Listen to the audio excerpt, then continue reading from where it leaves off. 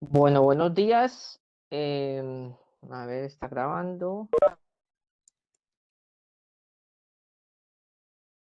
Sí está grabando, doctor. Tú. Yo no veo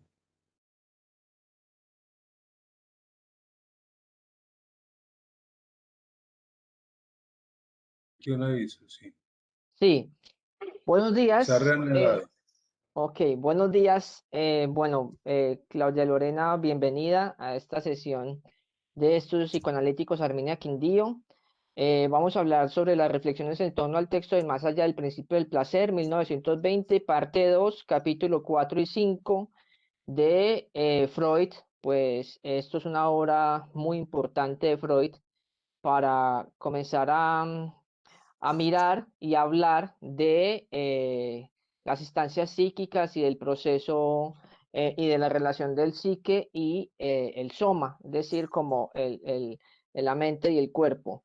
Bueno, estoy con el doctor Carlos Ernesto Rosso Flores, médico cirujano egresado de la Universidad del Quindío, magíster en salud pública, desempeño laboral caracterizado por ejercer funciones directivas en instituciones de salud del departamento, docente catedrático de la Universidad del Quindío y actualmente en formación en psicoanálisis. Muchas gracias, doctor, por estar acá. Claudia Lorena, también muchas gracias por estar acá. Y bueno, pues aquí hay una reflexión que pensaba en este momento y es que Freud es complejo. Yo lo entiendo como con una complejidad de un científico. Inclusive acá en este texto, Freud nos deja ver su concepción científica cuando habla de la relación y de la metáfora del psiquismo con el cuerpo y con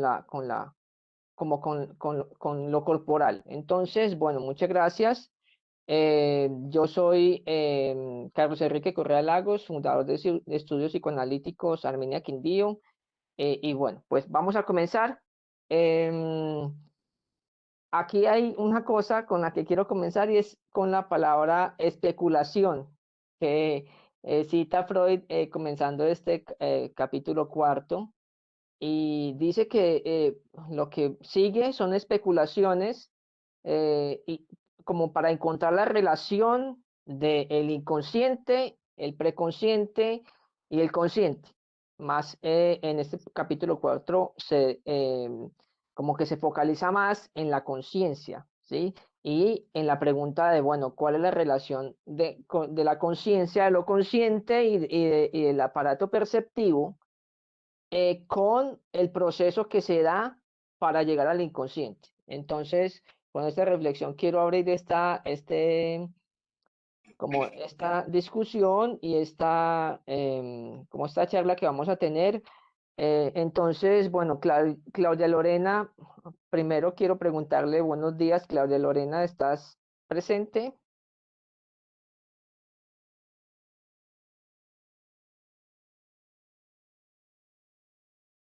Bueno, sí, señor, contesta en el chat. Bueno, Claudia, ahorita un poco vamos a conocerte y bueno, pues, a saber por qué, cuál es el motivo y qué es lo que te llamó la atención. Entonces, bueno, pues abro la discusión con esa palabra de especulación, doctor. Y Claudia. Sí, buenos días, Enrique. Efectivamente,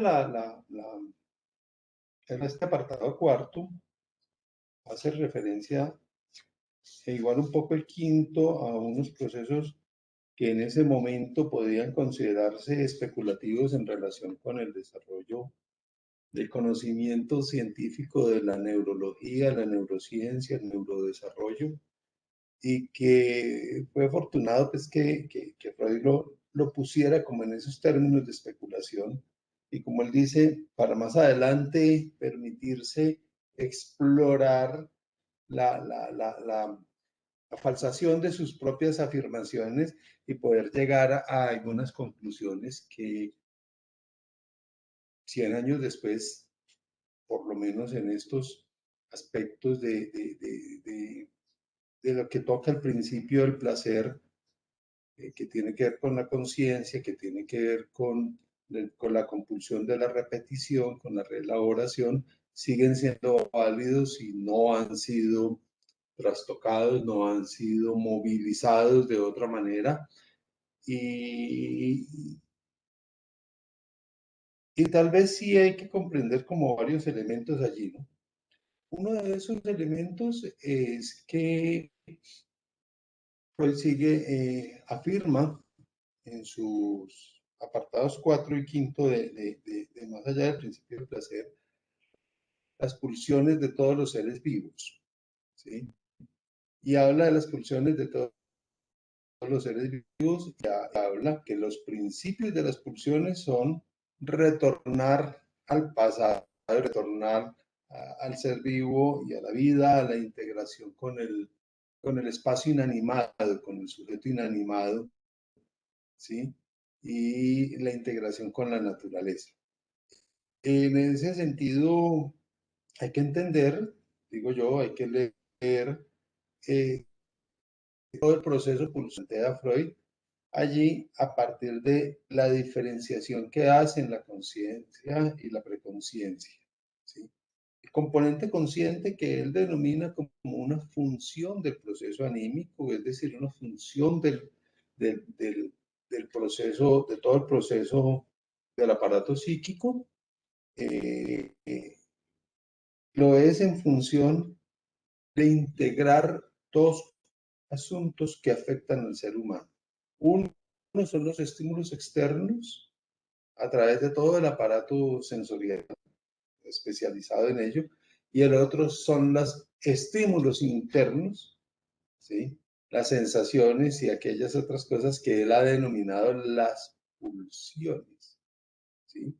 Entonces esa conciencia que finalmente termina siendo como la sede de unas y otras, ¿sí? Lo habla como el proceso, como esa función a través de cual el aparato psíquico integra estos elementos y pone al sujeto en relación con la realidad, ¿sí?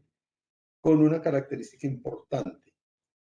Y es que todas esas excitaciones, todas esas movilizaciones que se dan en la conciencia son funciones que no dejan transformación en esa misma función, ¿sí? Al contrario de lo que habla frente a las experiencias y las huellas némicas, aquella construcción de memoria que no ocupa, por decirlo de alguna manera, la atención de la conciencia, sino que permite que ésta la evoque cuando lo requiere por algunas circunstancias y que está allí en una estancia secundaria, aparentemente invisible, aparentemente oculta, pero que está ahí permanentemente atenta al servicio de la interacción del ser humano, que es el preconsciente y que son todas las funciones en donde se integra lo de la memoria, ¿no? Todo lo de las huellas y lo que deja allí, ¿no? Que es importante como entender esto, este primer concepto, ya ahorita digo un segundo elemento. Un minuto. Sí. Bueno, vamos a esperar a el doctor Russo. Claudia Lorena, solamente puedes escribir. Ah, Buenos no. días. Buenos días, Claudia. Gracias por la invitación, por el espacio. No se te escucha muy bien, Eh, Claudia. ¿Qué me, me,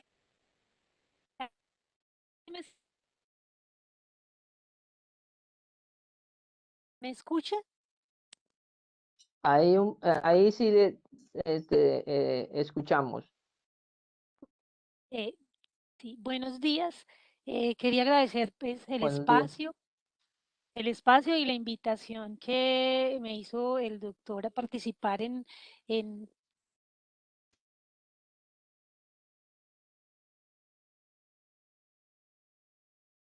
Usted comentaba que el interés de participar, el interés ¿sí? es curiosidad por el tema, porque me parece pues muy interesante, es muy amplio.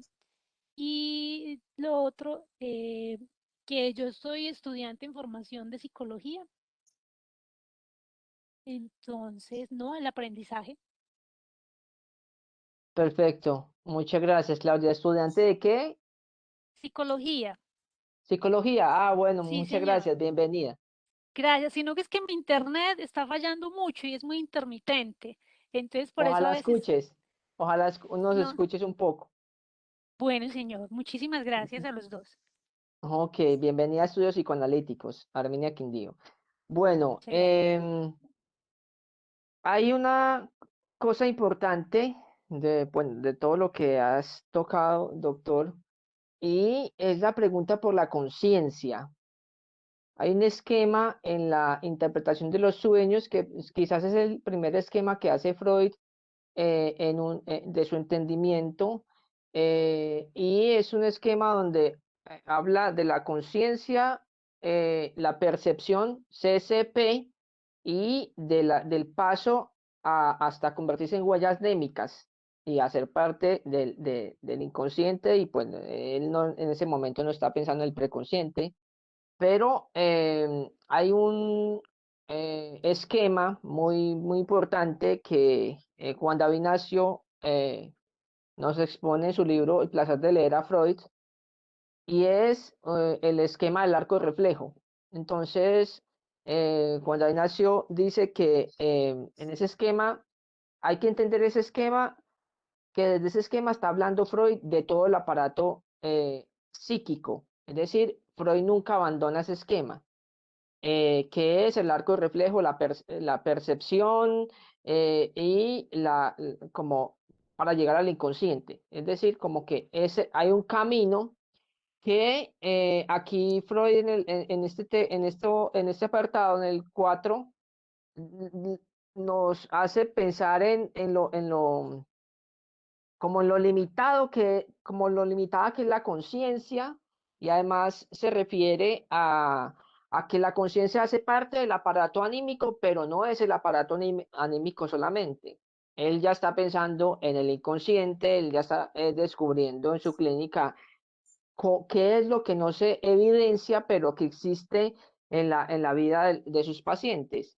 Entonces, es importante mirar la pregunta y como el rodeo que da Freud, eh, tratando de preguntarse como qué es la conciencia, cómo funciona la conciencia, pero además también es importante porque la conciencia es en lo que nosotros vivimos. No podemos vivir desde el inconsciente porque, pues, bueno, no existe esa posibilidad, pero la conciencia es la que se encarga de la percepción, la que se encarga como de recibir los estímulos exteriores, como lo decía el doctor, y Claudia Lorena, cómo es importante como preguntarnos qué pasa con las percepciones externas que llegan al inconsciente o que llegan a ser parte de la vida anímica preconsciente e inconsciente, pero también Freud el siguiente capítulo nos dice, nos habla de las energías internas, el que las referías ahorita, doctor, las energías internas, que pues, ¿qué hace el aparato anímico con las energías internas, con esas demandas, que al final entendemos que son las pulsiones? Las pulsiones son las que empujan y las que están como en constante rodeo para alcanzar algo de la conciencia. Es como un camino de conquista que al final entonces se distorsiona con representantes de la pulsión no sale como original, como nació, no sale la pulsión, sino que sale por medio de unas representantes de representación. Bueno, y eso es lo que alcanza la conciencia.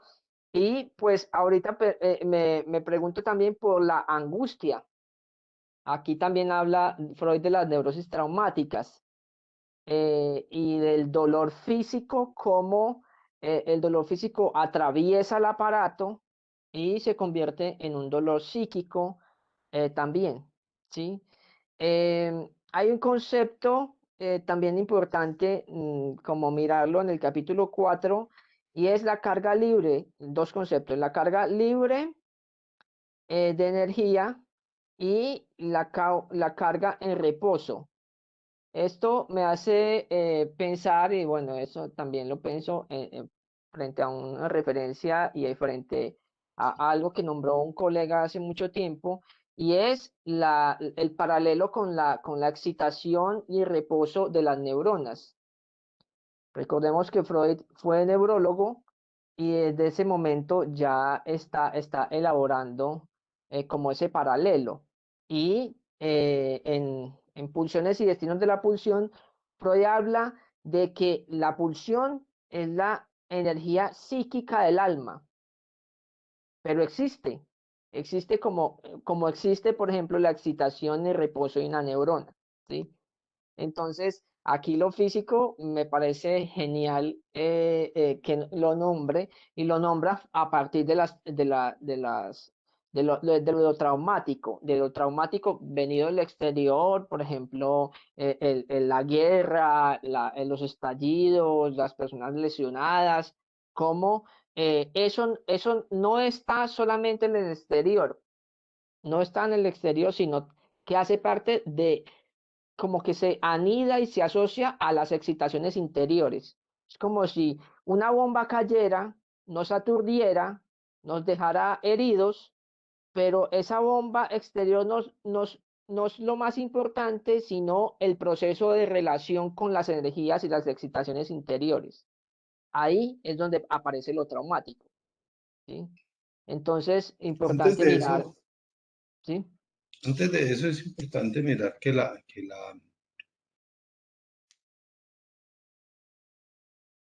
conciencia conecta al ser humano con los estímulos exteriores, decía ahora, y maneja a través de los órganos especializados una especie de filtro, en tanto que los estímulos sobrepasan en mucho la capacidad del individuo de ambientarse dentro de esos estímulos múltiples y simultáneos.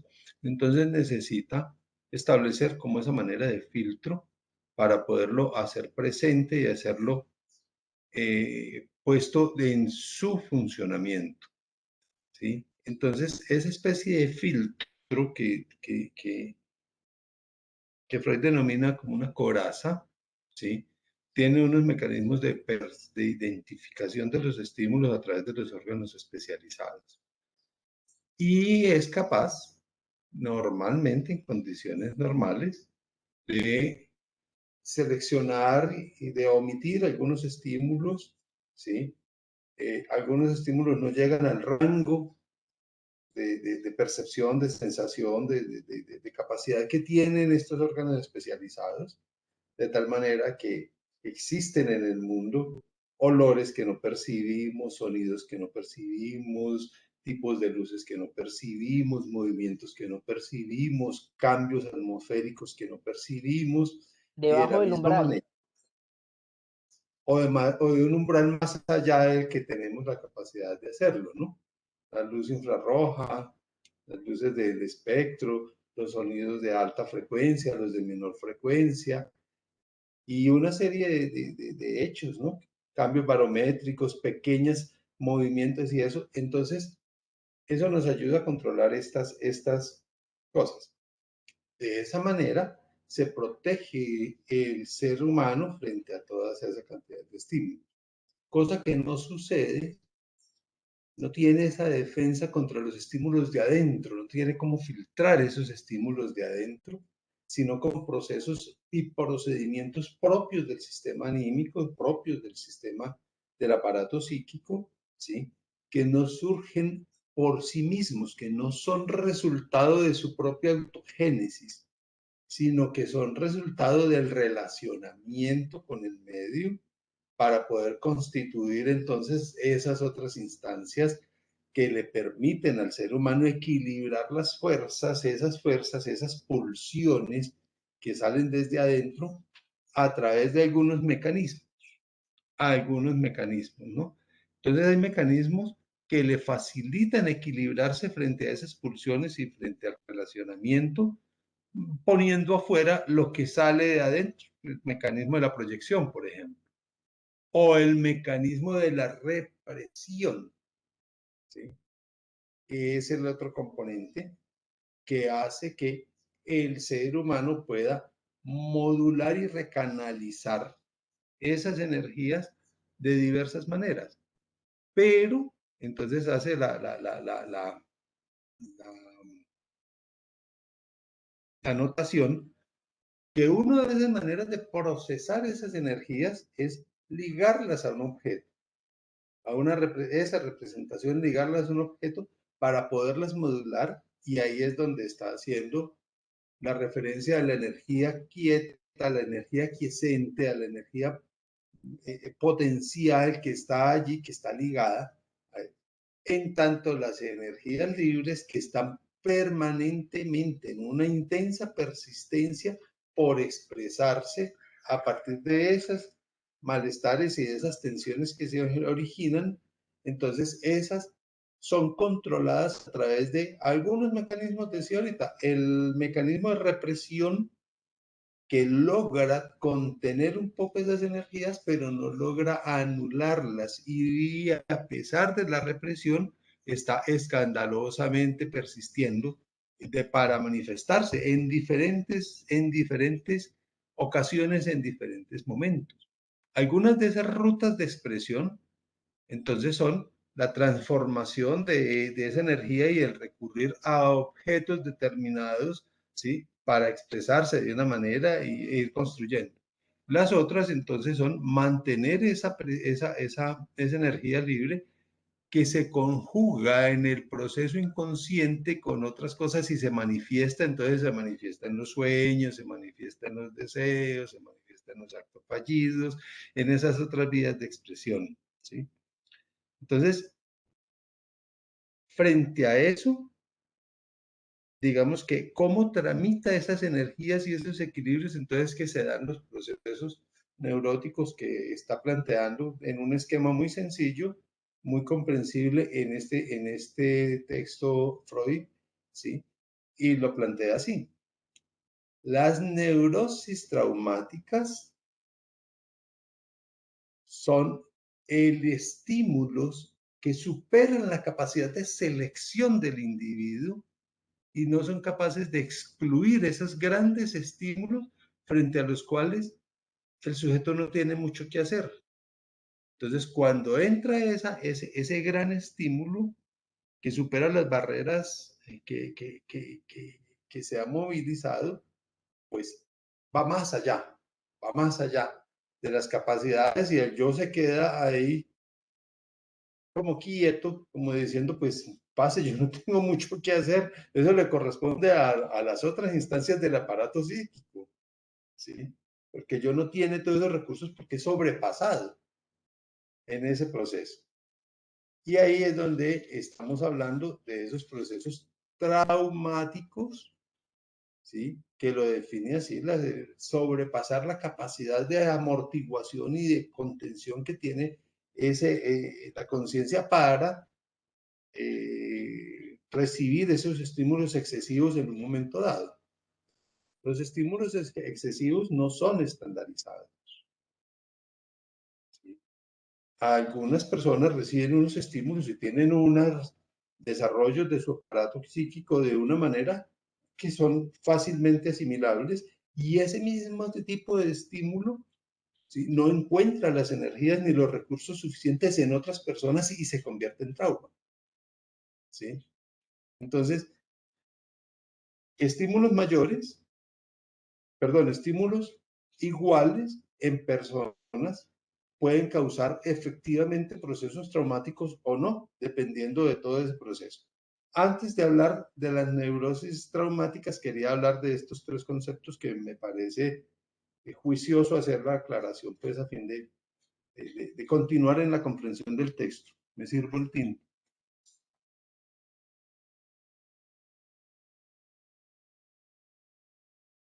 Perfecto.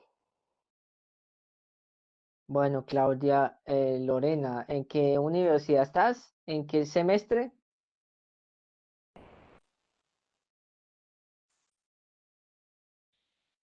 Inicio octavo. En octavo. Sí, señor. Quería Perfecto. preguntar algo. El Sí, hecho de que se repriman los estímulos no necesariamente significa que no van a seguir latentes. ok, muy buena pregunta. El hecho de que se repriman los estímulos no significa que no van a seguir latentes. Aquí, entonces, con lo que está hablando el doctor Rosso, me hace pensar en un texto de 1909, 1908, justamente con el nombre de la represión. Y allí entonces quiero contestar un poco parcialmente esta pregunta de Claudia Lorena. Y es que en ese texto de la represión, Freud habla de una represión primaria y una represión secundaria. La represión es un mecanismo que no hace desaparecer la energía psíquica o bueno, como la fuerza de la pulsión, no la hace desaparecer, sino que la separa de la vida anímica y de la representación, del afecto y la representación, digo. El afecto va por un lado y la representación va por el otro. Es decir, la represión en ese texto, Freud la hace entender, o a mi comprensión, que es una separación, no es una eliminación. Las fuerzas, por ejemplo, traumáticas, no se pueden desaparecer en el universo. Es decir, por eso existe el aparato anímico que hace todo este dinamismo de fuerzas pulsionales. Porque lo reprimido, como digo, no desaparece, solamente se aleja de la conciencia, pero lo reprimido sigue estando allí en una vida, por ejemplo, el doctor lo nombró ahorita, por medio de las manifestaciones del inconsciente, sueños, lapsus, actos fallidos, olvido, fantasía, es decir, hay algo que sigue viviendo a partir, por ejemplo, de un trauma, refiriéndonos a la neurosis traumática, hay algo que sigue viviendo, pero no vive en nuestra conciencia, vive en las manifestaciones del inconsciente. Por ejemplo, aquí Freud hace la referencia a los sueños de las personas que han estado, de los sujetos que han estado en un suceso traumático. ¿Cómo se repiten? ¿Cómo el sueño trae el momento del trauma? Es como un intento de reparación. Y entonces aquí, pues, esa es como la observación y como para contestar esa pregunta de Claudia Lorena. Pero aquí entonces pienso en este otro concepto que voy a preguntar si los dos han leído el texto. Yo tengo la versión de López Ballesteros de las obras completas. López Ballesteros obviamente hace la traducción de Freud de las obras completas en no sé, voy a aventurarme a decir un año, en 1950 o un poco antes. Inclusive López Ballesteros recibió una correspondencia de Freud diciéndole que, bueno, que se alegraba de ver sus obras traducidas porque Freud había leído eh, aprendió español para leer el Quijote, ¿sí? Entonces ahí como que él hace un reconocimiento, pero esta traducción es mucho más anterior a lo que hace Amorrauto Editores con James Stretchy y bueno, todos los que participaron, Ana Freud participó en esa traducción. Entonces aquí me encuentro con un concepto que yo siento que, bueno, acá lo dice y es la obsesión a la repetición. El concepto, no sé, les pregunto, si leyeron las obras de Amos Rotu, aparece el concepto de no es obsesión, sino compulsión a la repetición. ¿Estoy en lo cierto o no? Sí, señor. Ahí Eh, sí, hay una diferencia interesante como por dos vías, ¿no? La primera es que Echeverry, que es el traductor de Morrourto, recurre a las traducciones inglesas de la obra de Freud, ¿sí? Obviamente se apoya en algunos originales y demás, pero su estructura está pensada a partir del inglés y es la vertiente desde el inglés al español, ¿sí? A diferencia de lo que hace López Ballesteros.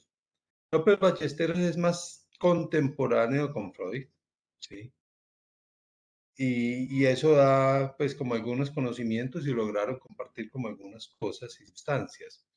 En tanto que Echeverry imprime un poco sus visiones desde su formación y vuelvo y repito, desde esa rutina de la versión de inglés a español, entonces alemán, inglés, español, que esa traducción al inglés es la que promueve Stickley, ¿sí?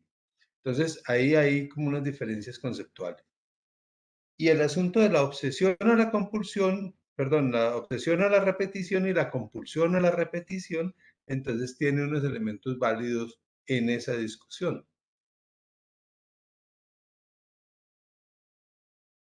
Sí, es lo mismo que en este asunto de la traducción, reflexionar sobre lo que López Ballesteros entiende como instinto y lo inglés, la traducción inglesa, entiende como pulsión. Yo siento que ahí en esa traducción el concepto de pulsión se acerca más a lo que quiso decir Freud, pero lo instintivo también tiene como un valor de lo que consiste la formación inclusive de Freud, de lo que estamos hablando, porque Freud estaba desde la biología también, desde la ciencia de lo físico, ¿sí? Entonces, pues me parece válido pues estas aclaraciones porque de alguna manera nos da a comprender desde dos puntos diferentes el mismo concepto. Y aquí, en esto de la obsesión a la repetición, voy a ceñirme a López Ballesteros. De la obsesión a la repetición, ese siento que es más allá del principio de placer.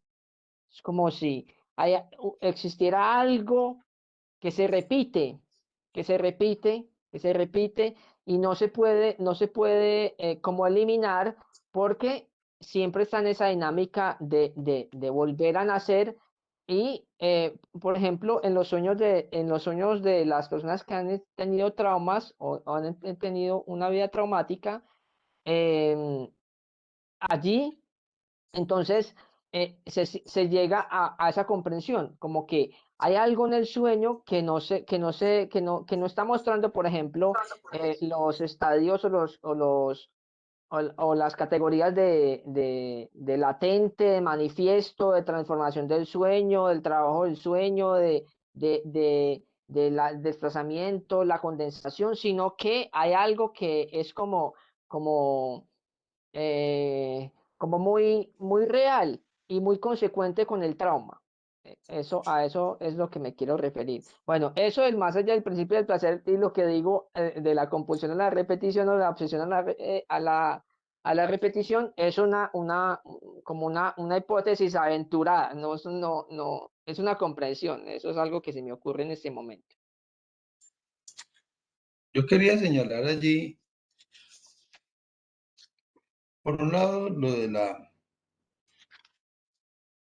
la repetición tiene que ver con la característica fundamental de la función, que es su persistencia, ¿sí?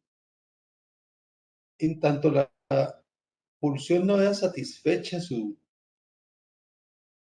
no haya resuelta, el individuo no haya resuelto y no haya satisfecho la pulsión va a estar persistentemente pulsando por salir, ¿sí? Está en ese concepto, ¿sí? Me parece muy interesante el término pulsión, ¿sí? Frente a instinto.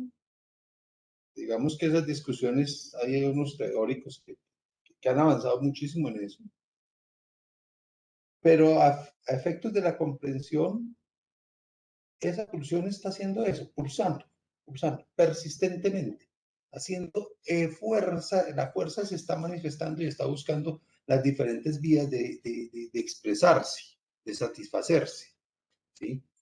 Creando ese malestar, esa tensión interna por la cual se llega al displacer. Y cuando se resuelve, pues dándole vía libre y satisfacción a esa pulsión, ¿sí? Que es el placer, que es la descarga de la tensión originada en la frustración de ese impulso que se genera, ¿sí? Cuando se movilizan las otras cosas, los otros recursos del aparato anímico, esa pulsión no tiene salida, pero no tiene salida, pero está persistente y obliga al individuo en procura de aliviar un poco esa tensión y de aliviar un poco eso, a actuar de una manera, ¿sí? Con una motivación, por decirlo de alguna forma, que está en esa pulsión. Sus aparatos psíquicos, sus defensas y sus cosas hacen lo propio con la pulsión y ese movimiento, esa actuación, pues toma otra forma, que finalmente es respuesta al otro, a la pulsión que está ya insistentemente manifestándose y reclamando válgame la palabra, reclamando el derecho a manifestarse, ¿sí? Entonces, entonces vuelve y surge el mismo proceso y surge el mismo proceso y surge el mismo proceso. En donde surge la comprensión de la repetición como un elemento adverso, por decirlo de alguna manera, en el proceso anímico, en el proceso del aparato psíquico, no podemos hablar de malo o bueno, ¿sí? Simplemente hablamos de que ocurren y se dan. ¿En No hay dónde un surge juzgamiento. eso? Ajá. Ocurre en que el niño, las comprensiones y las observaciones de Freud, ¿sí? Hacen que el niño obtenga satisfacción con la repetición de hechos, de vivencias, de narraciones, de experiencias, y ojalá lo más fieles a la experiencia inicial que le produjo la satisfacción, ¿sí? Entonces, cada vez que vive eso, experimenta el mismo placer. Y si se le modifica, pare un momentico, que es que no era con 8, era con 7. Ah, sí. Entonces, pues, no, pare, que es que la espada no estaba al lado de acá, estaba al lado de acá. Ah, entonces sí, sí. Entonces la narración, cosa que no ocurre, cosa efectivamente se convierte en una necesidad subjetiva de mantener el mismo esquema y el mismo de acción, ¿sí? Para tener la misma satisfacción. Cosa que no ocurre con el individuo adulto, ¿sí? En el individuo adulto, esa pulsión lleva a repetir porque es una energía que está libre. Y sale hoy acá, sale aquí, sale allí, y no se ha ligado para, usando el término de Freud, integrar la energía que siente, usando un término bien paisa, pues para quedarse más o menos quieta. Sí, doctor.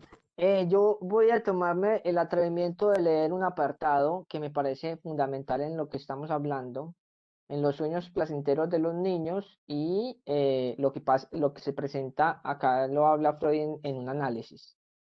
Aquellas manifestaciones de una obsesión de repetición que hemos hallado en las tempranas actividades de la vida anímica infantil y en los incidentes de la cura psicoanalítica muestran en alto grado un carácter pulsional y cuando la cura se halla en posición al principio de placer, un carácter demoníaco.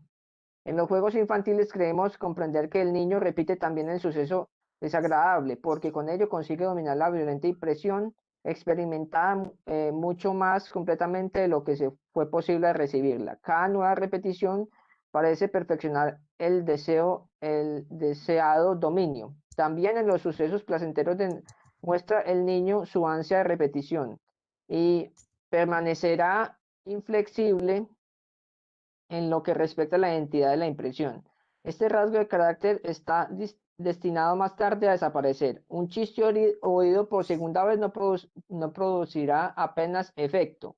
Una obra teatral no alcanzará jamás por segunda vez la impresión que en el espectador dejó la primera vez. Rara vez comenzará el adulto una relectura de un libro que le ha gustado mucho inmediatamente después de concluirlo. La novedad será siempre la condición del goce. Es decir, hay algo, bueno, hasta aquí dejo la cita un momento. Acá, el enfermo se conduce en estos casos por completo infantilmente y nos muestra de este modo que las reprimidas huellas anémicas de sus experiencias primeras no se hallan en él en estado de ligadura, ni son hasta cierto punto capaces de proceso secundario. O sea, el proceso secundario es la vida despierta. El proceso primario es la vida de el sueño y la vida del inconsciente. Entonces, aquí quiero hacer una elaboración importante y es que esta teoría, yo siempre he luchado con eso, bueno, lucha es un concepto como muy difícil porque uno siempre está peleando. No, yo siempre he discutido esto en los campos con los que he tenido contacto de psicoanálisis, y es que la teoría es un aparato, siempre lo he dicho, la teoría freudiana, la teoría lacaniana es un aparato tremendamente estable, pero entonces, ¿cómo se ve esto en la vida cotidiana? ¿Cómo se ve esto en los pacientes? Y pienso, por ejemplo, en el paciente toxicómano, con los que he trabajado mucho, y la primera impresión de satisfacción de la pulsión, es decir, el primer momento de placer. Freud no. Eduardo Vera Ocampo, en un libro que se llama Psicoanálisis y Toxicomanías, algo con el deseo, lo nombra, y es que el sujeto, todos los sujetos siempre estamos buscando la satisfacción primaria, es decir, la satisfacción del niño. Y cuando, por ejemplo, vemos a un adicto no sé, al cigarrillo, pongámoslo en esos términos un poco más suavecitos para no hablar de bazuco o algo así, siempre está tratando de encontrar el mismo placer primario. Y ese placer primario, Eduardo Vera Ocampo lo asemeja a el primer contacto con la madre que deja al niño en éxtasis. Es decir, como que allí el niño queda fascinado en una relación placentera y siempre va a seguir buscando el primer placer.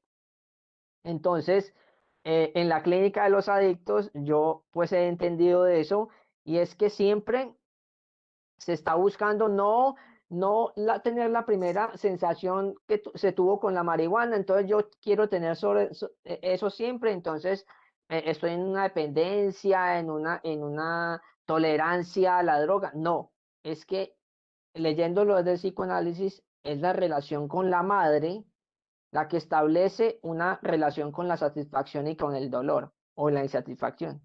Entonces, mirar eso en la clínica es una cosa importante, porque esos conceptos yo pienso que hay que bajarlos, hay que mirarlos en la vida cotidiana. Inclusive Freud lo hacía.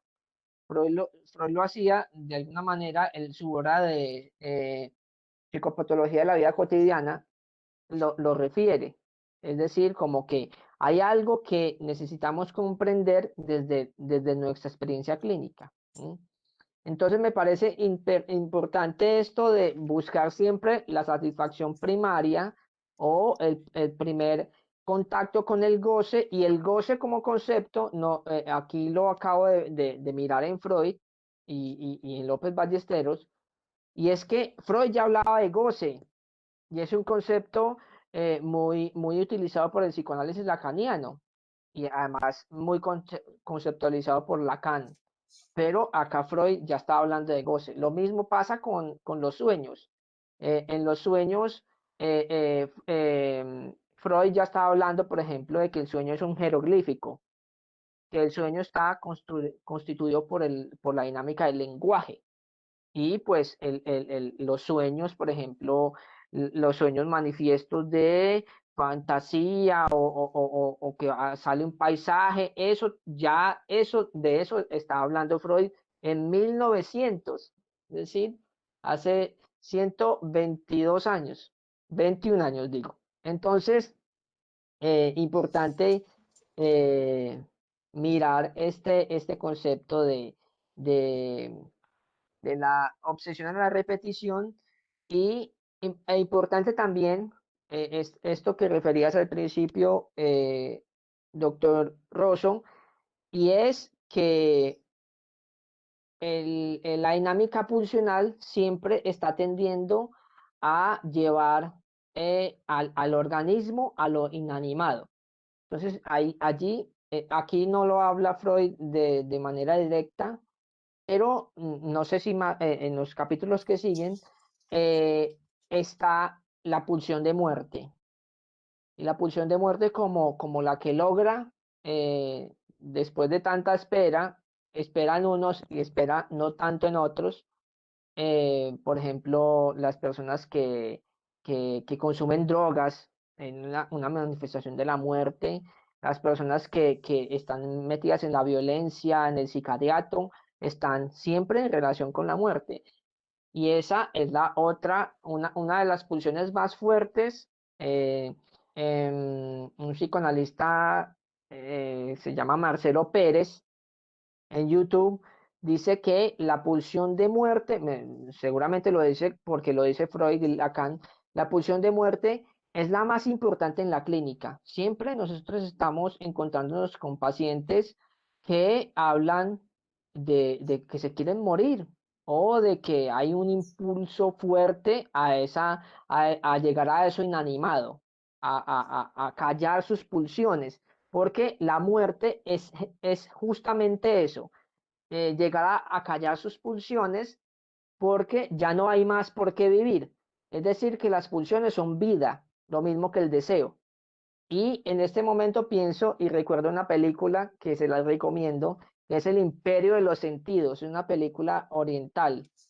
El Imperio de los Sentidos es una película que cita Bernard Nominé en un libro que se llama Síntoma de Angustia, eh, y él nos hace referencia a esa película para ver cómo la protagonista, que es una mujer, está siempre buscando desesperadamente el goce por medio de lo sexual y termina encontrándolo con la muerte. No les voy a contar cómo pasa la película porque no me les quiero tirar la película, pero es importante mirar que el fin último de la pulsión y del goce es lo mortífero, es lo inanimado, llevar al organismo a callarse y ya a estar calmado. Yo quiero pues, señalar como dos aspectos allí. El uno que tiene que ver con la repetición y la satisfacción inicial, la satisfacción primaria, de ese placer primario, y cómo el individuo retorna a ese placer a través de un estancamiento o una regresión del yo. ¿Sí? Y no estoy hablando de una reversión en el desarrollo psicológico, sino una fijación o una regresión de los mecanismos de satisfacción pulsional. ¿Sí? No es, entonces, no es un asunto de deterioros cognitivos, no es un asunto de desarrollo cognitivo, sino un asunto de atención y de trámite de sus pulsiones y de sus energías pulsionales, ¿sí? Tiene que ver entonces en ello con el desarrollo mayor o menor del yo, para frente a lo cual las satisfacciones inmediatas, las satisfacciones primarias, ¿sí? Que no han constituido, es decir, que continúan en esa esfera del principio del placer, ¿sí? Entonces hay que recurrir a ella, hay que darle satisfacción, hay que tener una satisfacción, hay que tener ese placer inicial que se maneja allí, ¿sí? Obedece precisamente a que las acciones, una de las funciones del yo es integrar al sujeto con la realidad, ¿sí? Y el principio de realidad, no, esas acciones del yo están insuficientes frente a esas pulsiones, ¿sí? Frente a algunas de esas pulsiones, y por eso recurre a esa condición, a esa nueva situación, a esa persistente situación, a esa reiterada situación. Entonces vuelve y juega que esa persistente pulsión, con una resolución incompleta del yo para tramitarlo frente al concepto de realidad, hace que surja una vez y otra vez y otra vez, y entonces se repita el proceso, ¿sí? Por un lado. Por el otro lado, retornando entonces el concepto de trauma y de neurosis traumática y de repetición en torno a eso, entonces el individuo no logra movilizar sus energías para tramitar, perdón, para tramitar el trauma, ¿sí? Y hay un señalamiento muy importante que hace Freud allí.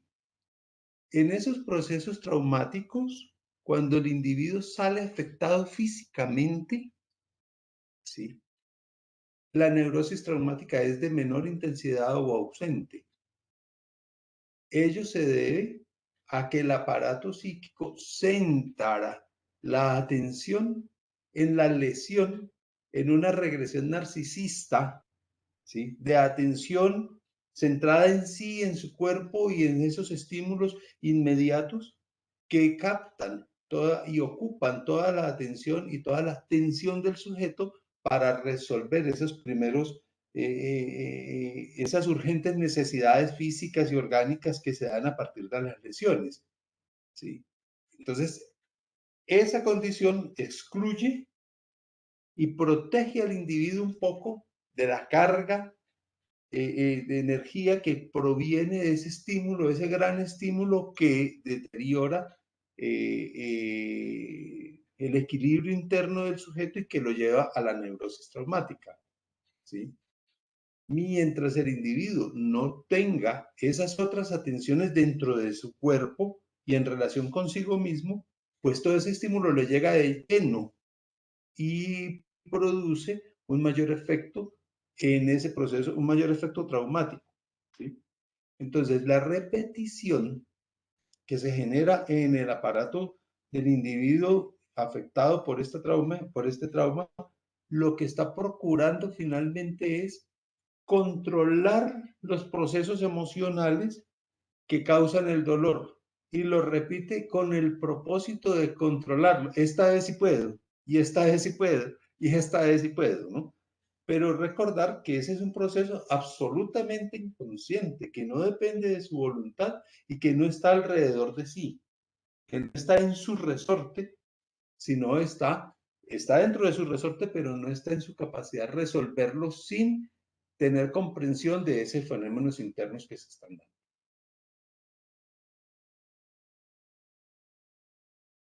Sí, sí, doctor. Indudablemente, em, la neurosis traumática es un asunto donde se sobrepasan las fuerzas. Es como si se sobrepasara la capacidad de carga del aparato anímico.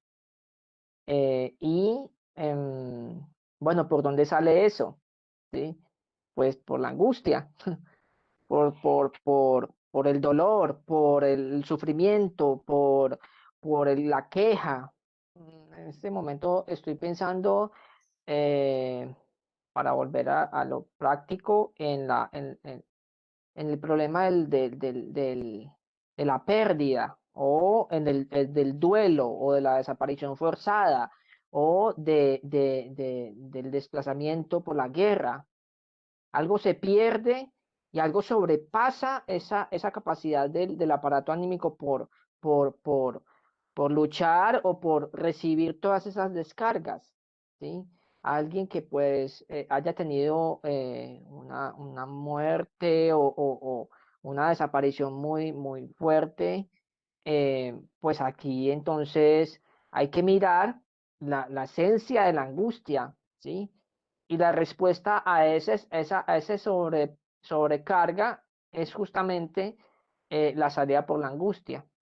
Esa es por eso que Lacan y Freud y Lacan, dicen que a un psicoanálisis se llega por la angustia, ¿sí?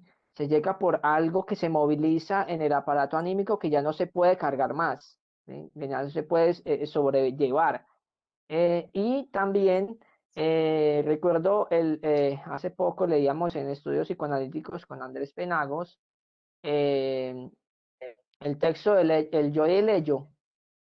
Y entonces allí hay un capítulo sobre la servidumbre del yo y cómo el yo tiene que vérselas como para negociar un poco las demandas de esas dos fuerzas y de esas dos instancias psíquicas de lo tópico, de lo estructural, digo, no de lo tópico, sino de lo estructural, y cómo debe de como hacer una negociación ahí a nivel anímico para enfrentar la realidad, ¿sí? En este momento pienso también en el problema de la psicosis, ¿sí? ¿Qué pasa con esto que estamos exponiendo en una psicosis, en una paranoia, en una esquizofrenia, en algo que ya se haya desbordado? Porque la neurosis, no todas, pero la neurosis de alguna manera sostiene, ¿sí? De alguna manera sostiene el aparato, lo hace torpemente, pero la neurosis de algo se agarra, ¿sí? Del pensamiento, en la obsesión, en la histeria del cuerpo, por ejemplo, o la fobia del objeto que ataca, pero nada se ha desbordado. Bueno, lo digo parcialmente porque alguna vez una profesora, Mónica Palacio, de allá del Foro del Campo Lacaniano, en Pereira, nos hablaba en clase de que en el hospital mental también hay neuróticos, ¿sí? En neuróticos obsesivos, neuróticos con lo que la psiquiatría llama la obsesión y compulsión, como hay algo que ya no se puede manejar, ¿sí?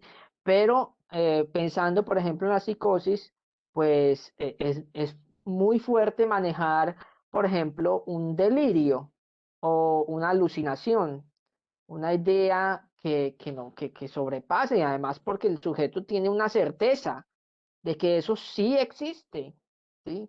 Y de que, bueno, para referirme al caso Schreber, por ejemplo, de Freud, el caso del presidente Schreber, de la parafrenia, lo que pasa con Schreber es justamente eso. Schreber está convencido de que algo pasa con él, ¿sí? Y de que hay unos rayos que lo atraviesan y que le salen senos a nivel imaginario, pero es una certeza. A él no lo ponen a dudar en ningún momento de eso y por eso lo internan, ¿sí?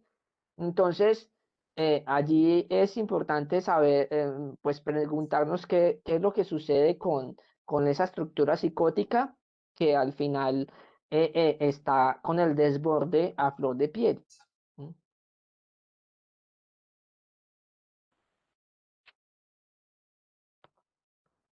llama la atención allí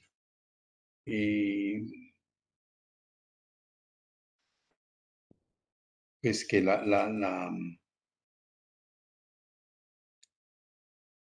disociación de las pulsiones frente a la realidad, Ujú, ¿sí? Hace que el sujeto no encuentre satisfacción pulsional, ¿sí? Y esa ausencia de satisfacción pulsional y frente a la disociación de su aparato psíquico es la que hace que persista, porque la pulsión no desaparece, persista y vuelva y siga, y se haga entonces todo el proceso de la idea delirante con los recursos intelectivos necesarios. Cada delirio adquiere su propia expresión, su propia forma, su propio contenido, pero los elementos del principio de esa operación hacen que toda esa pulsión que está allí persistentemente, ¿sí? Repitiéndose, generándose, elaborándose, transformándose de acuerdo con los recursos intelectivos que tiene el sujeto, se convierte en una idea delirante, persistente y fija. ¿Sí? ujú, Pero es eso, es una manera extrema de la repetición que tiene el individuo, ¿no? ujú, Que vuelvo y repito, no depende ni de su voluntad ni de su capacidad de leerse. ¿Sí? Depende es de las capacidades que tiene todo el aparato psíquico para lograr el equilibrio, ¿sí? Entre lo pulsional, la realidad, sus recursos propios, sus mecanismos de defensa, sus mecanismos de contención, que finalmente explotan en eso, ¿no? En cualquiera de estos síntomas que están fundamentados en la frustración de la satisfacción pulsional en el inadecuado trámite. ¿Sí? ujú, Pulsiones de muerte que no siempre son pulsiones activas, que no siempre llevan a actos activos, también ujú, llevan a actos pasivos. ¿Sí? Entonces, una pulsión de muerte, por decirlo de alguna manera, una conducta caracterizada por la pulsión de muerte puede ser el arriesgarse de manera imprudente en una moto sin casco a 135 kilómetros por hora en unas curvas en la ujú. línea. ¿Sí? Eso sí. Claro, esa es una clara manifestación de esas pulsiones, obvio, obvio. Pero también es una clara manifestación de la pulsión de muerte que está haciendo lo suyo, que está haciendo lo suyo en, en aquellos casos en donde hay una anorexia clara, en donde hay un rechazo a la comida, en donde hay una pasividad, una inactividad, ¿sí? Y no está montado en una moto a 135 kilómetros, está tranquilo, usted no quiere, no va a comer, ¿sí? Entonces, unas y otras no generan una gestión activa, ¿sí? Del sujeto frente a esa pulsión de muerte. Pero el hecho de que no sea activa no significa que no sea pulsión de muerte. Y a esa pulsión de muerte, pues se oponen esas pulsiones de vida, esa pulsión, el eros que está allí, ¿sí? Y que puede superar y puede gestionar esto en la medida en que el yo pueda estar cumpliendo sus papeles de protección, de equilibrio, de intermediación y demás para buscar las salidas. Pero con un yo debilitado, pues todas estas pulsiones surgen y reiteran y vuelven y reiteran y sí, no se agota, ¿sí? Porque es una energía que no se agota, además de que está libre y puede simular cualquier cosa y localizarse como y tomar como objeto cualquier recurso, ¿sí? Ujú, Y ahí es donde está este proceso del conflicto pulsional de vida-muerte, ¿sí? Eros Thanatos, que ujú, ya supera un poco los conceptos que venía trabajando en años anteriores, las pulsiones yoicas y las pulsiones sexuales, y entonces ya se convierten en estos otros conceptos que abarcan y son mucho más abarcadores y que explican de mejor manera tanto los conceptos de repetición, de... ujú. Sí. eh, las mujeres y los hombres dicen, en la sesión pasada lo hablamos, ¿por qué me enamoro de la misma o del mismo? También eso es una manifestación de la compulsión o la obsesión a la repetición, porque de esa manera también se establece, como dices, la pulsión de muerte será pasiva, pero funciona. Si está, tanto la persona que va haciendo 35 y pues está clara su posibilidad de morir hasta un trastorno alimenticio o una autolesión, por ejemplo. Bueno, todas estas cosas que surgen, eh, pero es importante saber que esto está en la vida, ¿sí? Esto se presenta en nuestra cotidianidad. Eh, Hablar, por ejemplo, bueno, que me da por incluirlo aquí en esta sesión de estudios psicoanalíticos, de lo que está pasando con el Estado y con la muerte y con la destrucción y como con todas esas vías que encuentra la pulsión, porque al final es la pulsión, bien sea de muerte o bien sea de vida, para tramitar el conflicto, ¿sí? En este caso es un conflicto político, social político, pero que nos involucra. Recuerdo que, bueno, siempre lo digo, en una sesión de estudios psicoanalíticos con el doctor Schnickman, él nos decía que Colombia es una sociedad edípica, que el país tiene una estructura edípica, está tempranamente luchando con todas esas fuerzas y con todas esas demandas, por eso llega la insatisfacción. Importante entender que nunca estamos satisfechos, porque esa es justamente la esencia de la pulsión. Si la pulsión se satisface, pues ahí aparece la muerte. Si se satisface completamente, estamos encontrándonos con la muerte, con la pasividad, con el silencio, con ya no hay más donde seguir, ¿sí? Es con la importante, inmovilidad. exacto, es una inmovilidad, y pues importante que existan las pulsiones y que exista el deseo y que no estemos nunca satisfechos. Que estemos satisfechos parcialmente, claro, eso un motivo para vivir, que en algún momento tengamos satisfacciones parciales, pero buscar la satisfacción completa a nivel, bien sea anímico o político o institucional, eso no existe, ¿sí? Y cuando no existe, entonces hay que estar en satisfacciones parciales, porque si reconocemos que no nos podemos satisfacer completamente, porque de eso sería la muerte, pues hay que vivir insatisfechos al final, ¿sí? O sea, hay que vivir insatisfechos y encontrar como pequeños umbrales donde podemos tener satisfacción. Claro, los estados de insatisfacción son los estados que movilizan al sujeto a la creatividad, a la socialización, a la búsqueda de alternativas, a la vía libre para las pulsiones de vida, eh, todas esas, es decir, esas insatisfacciones son producto de eso. Vale la pena notar, Carlos, que no podemos darle, obviamente, un calificativo y un orden moral a las pulsiones y a sus expresiones, ¿sí?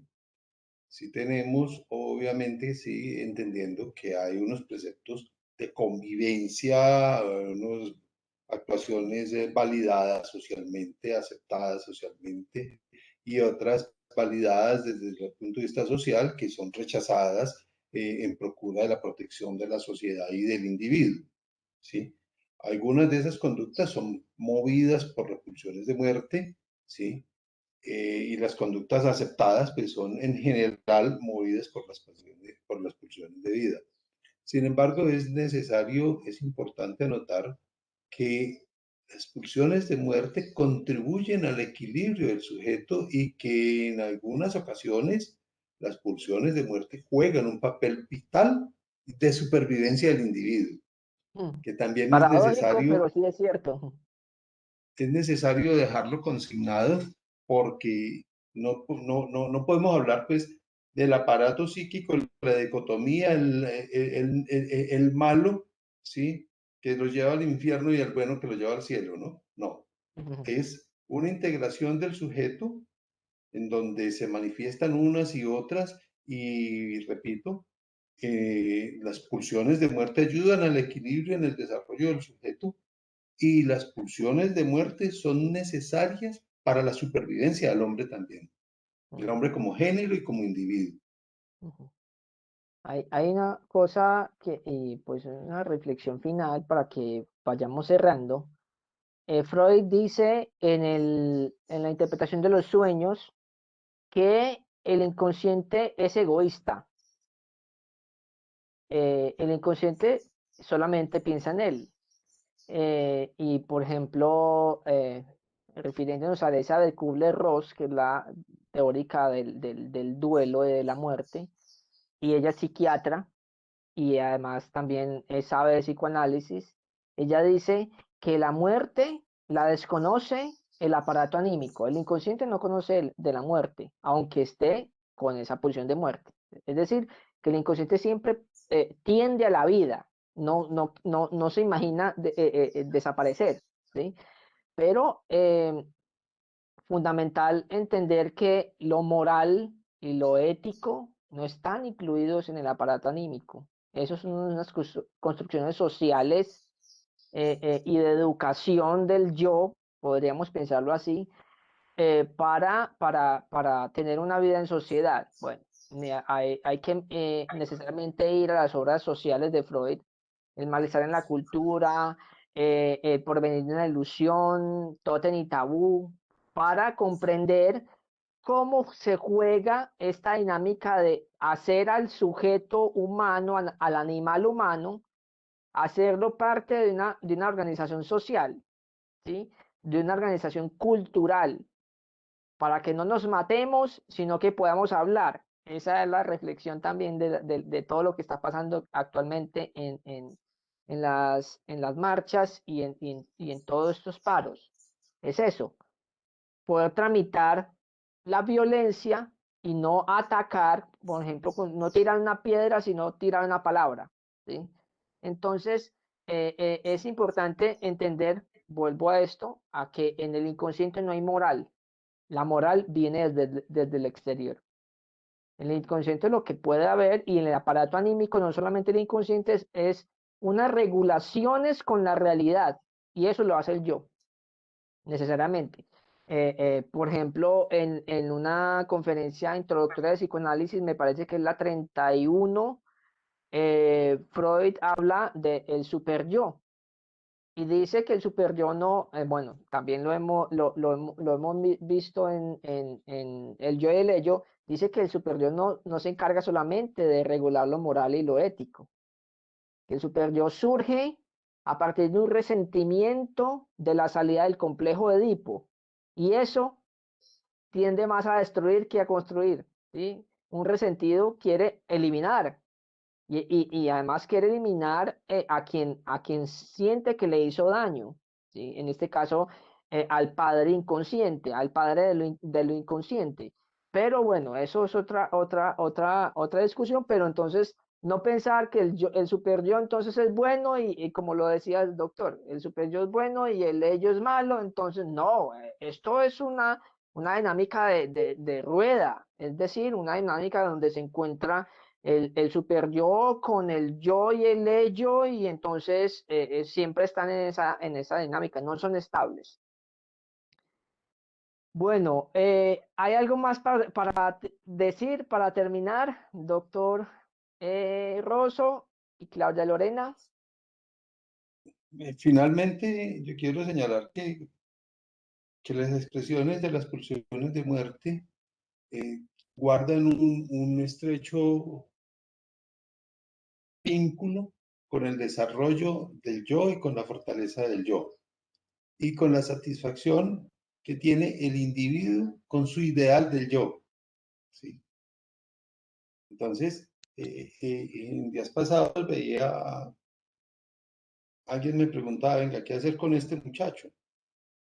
El muchacho quiere participar en las marchas, irse para la primera línea y estar allá y meterse en todas esas cosas, ¿sí?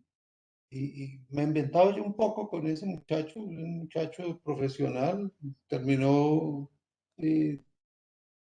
pues, su carrera, se hizo profesional, lleva más de un año y no ha buscado trabajo como profesional y busca trabajo como auxiliar de mesa en un restaurante informal.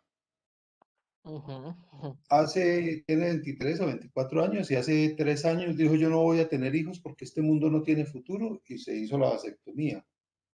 ¿Sí? Fuma marihuana con buen rendimiento, ¿sí? Porque es que el azúcar es más malo que la marihuana y entonces yo no tomo azúcar, pero tengo derecho a fumar marihuana porque tengo derecho. Y me voy a protestar en las líneas porque es que no hay futuro. Y si no hay futuro para mí, no hay futuro para nadie. Ahí hay un ideal del yo absolutamente perdido, pues, absolutamente perdido en ese ejemplo, ¿no? Muchacho que estudió para satisfacer a su familia, trabaja para poder tener plata para consumir, consume sustancias porque no pasa nada, no pasa nada, ¿sí? Se va y se mete a las de estas porque si no hay para mí, no hay para nadie, ¿sí? Y entonces esa construcción del ideal del yo da curso a unas pulsiones y permite expresar unas pulsiones que salen, se frustran y salen, y se frustran y salen, y que en cada intento va a encontrar una razón más para repetir y repetir y repetir estos elementos, ¿no? Por un lado. Y por el otro lado, pienso que finalizado, no sé en cuánto tiempo, este concepto del principio del placer, vale la pena que quienes estén interesados lean el texto de repetir y relaborar, ¿sí? No, Recordar, repetir y reelaborar. recordar, repetir y relaborar, ¿sí? Que termina dándole el cierre a la comprensión del concepto de la pulsión y de la compulsión a repetición. Que sea este un motivo, bueno, ya nos vamos a elaborar ya el cierre, los últimos 2 capítulos para dentro de 15 días, y que sea este un motivo para leer ese texto. Este texto no es nada fácil, este texto es una cosa bien, bien, bien importante, porque allí habla,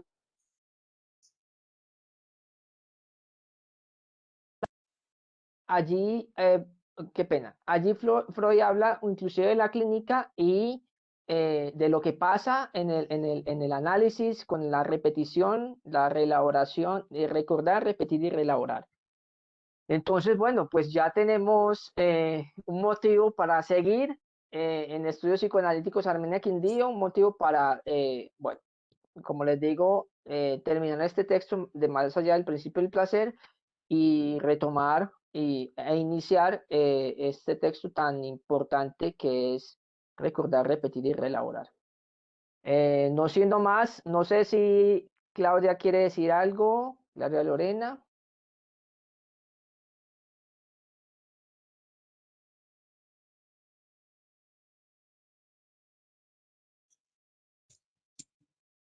Ahí está el micrófono prendido, pero no se escucha, Claudia.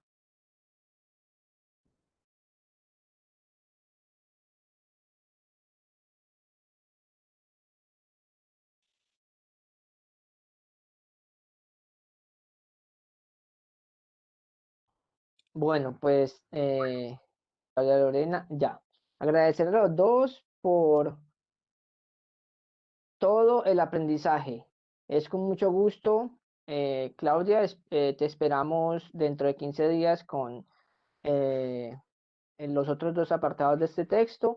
Y bueno, pues muchas gracias y bienvenida por estar acá. Lo mismo al doctor Rosso, muy amable por atender esta convocatoria de estudios psicoanalíticos en Armenia y Armenia Quindío. Y bueno, pues Feliz semana y feliz 15 días. Hasta la próxima.